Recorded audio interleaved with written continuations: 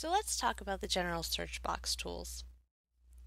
I really think there are only two circumstances under which you should be using this, under which is the most efficient tool for you to use.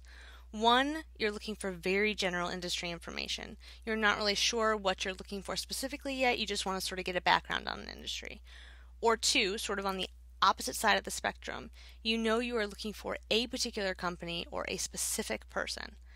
Really anything in between, I'm going to recommend that you go ahead and use the Build a List tool, which we'll get to in a later video. If, however, you're after either that very general information or you know you're looking for a specific company or a specific person, then this is the tool for you. So let's say you're searching for really general industry information. Let's say you're not even any more specific than just shoes. That's all you know right now. You can go ahead and search all categories, but I wouldn't recommend this. You're going to get search results that include companies, people, and industries. Now you can go in to the company results and you can refine by location, refine by sales, employees, ownership type, location type, or industry using Hoover Industries, NAICS codes, or SIC codes, and we'll talk about those later. If you don't know what those are, don't worry about it.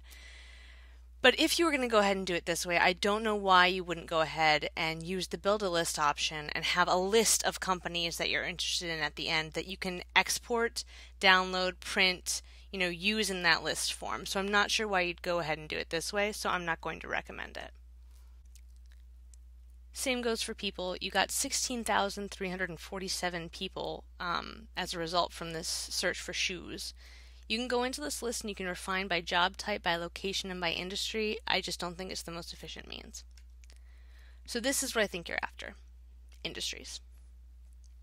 You can go ahead and get there by doing that general search, or when we originally typed in shoes, you could have gone ahead and specified that you were interested in industries. And that's going to take you to the industries results page.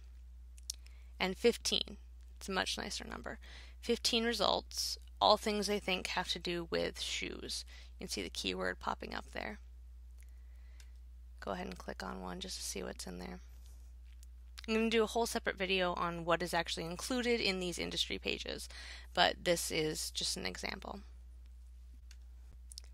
Alright, so what if you're on the opposite side of things? I'm just going to go back to the home page. Let's say you know a specific company you're interested in. For shoes, for example, let's say we're interested in Tom's. I can go ahead and just click which one if I know out of this list, or I can go ahead and click the search button.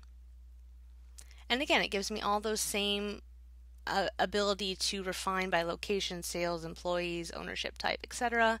But probably if I'm searching by the name of a company, I'm pretty sure which one I'm interested in. In this case, it's this one.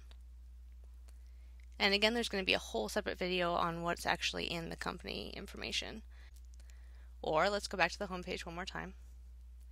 Let's say I know a particular person I'm interested in learning more about. For example, the founder of Tom's is Blake McCoskey.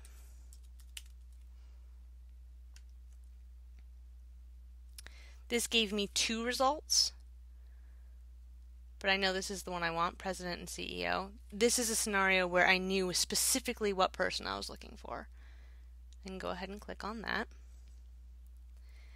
And this will give me current employment and affiliations.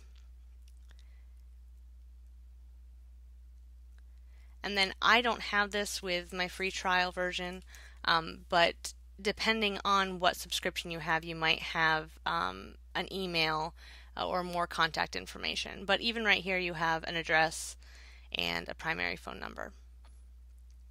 So those are the 2 instances in which you might use the general search box. Anything else you're after, I really suggest using the Build a List tool. And we'll get to that next.